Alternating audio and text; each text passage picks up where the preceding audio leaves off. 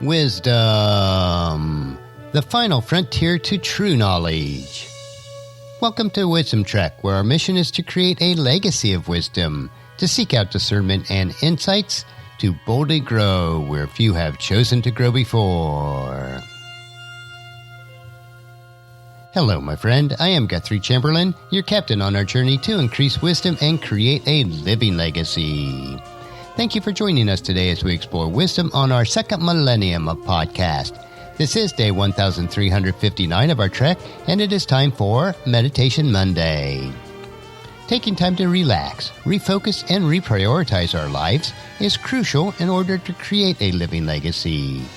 For you, it may be just a time alone for quiet reflection, or you may utilize some sort of structured meditation practices. In my life, meditation includes reading and reflecting on God's Word and in prayer.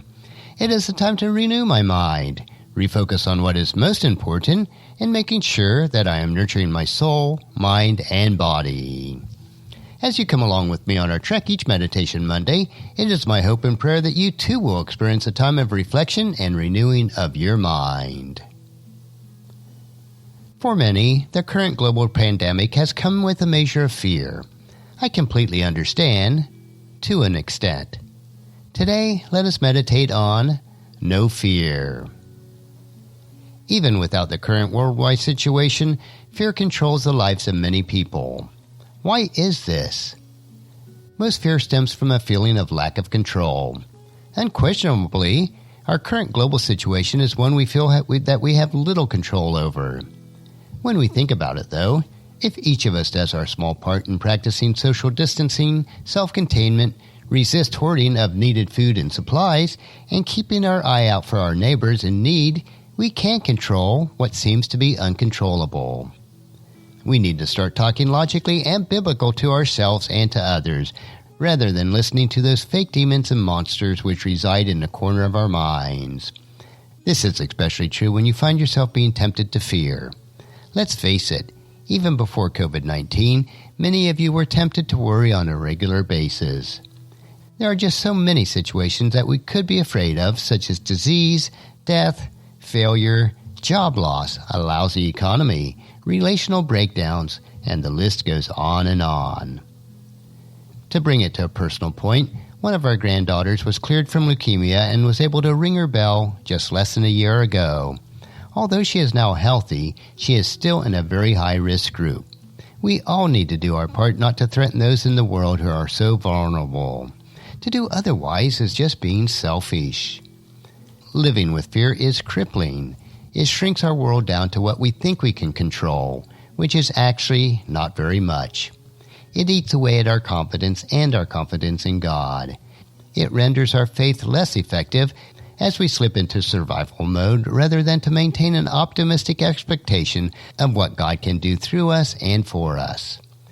Fear is a great enemy and often comes from the enemy, the devil. We need to realize, though, we do not have to listen to this fear.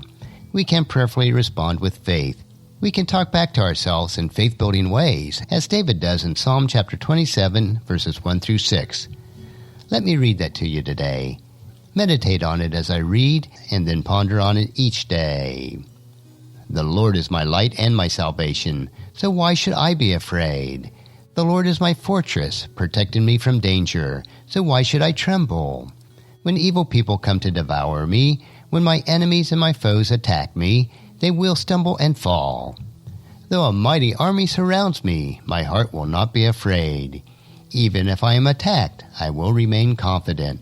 The one thing I ask of the Lord, the one thing that I seek most, is to live in the house of the Lord all the days of my life, delighting in the Lord's perfections and meditating in His temple. For He will conceal me there when my troubles come.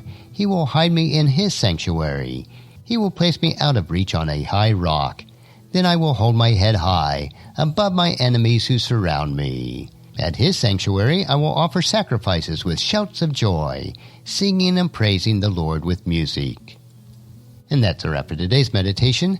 Next week we will continue on our trek on Meditation Monday as we take time to reflect on what is most important in creating our living legacy. On tomorrow's trek we will explore another wisdom quote. This 3-minute wisdom supplement will assist you on becoming healthy, wealthy, and wise each day. Thank you for joining me for this trek that we call life, and encourage your friends and family to join us and to come along with us tomorrow for another day of Wisdom Trek, creating a legacy. If you'd like to listen to any of the past 1,358 daily treks or read the daily journals, they are all available at wisdom-trek.com. And I encourage you to subscribe to Wisdom Trek on your favorite podcast player so that each day will be downloaded to you automatically. And thank you so much for allowing me to be your guide, your mentor, but most importantly, I am your friend as I serve you through the Wisdom Trek podcast and journal each day. And as we take this trek of life together, let us always live abundantly, love unconditionally, listen intentionally, learn continuously, lend to others generously, lead with integrity, and then leave a living legacy each day. I am Guthrie Chamberlain, reminding you to keep moving forward, enjoy your journey, and create a great day every day. See you tomorrow.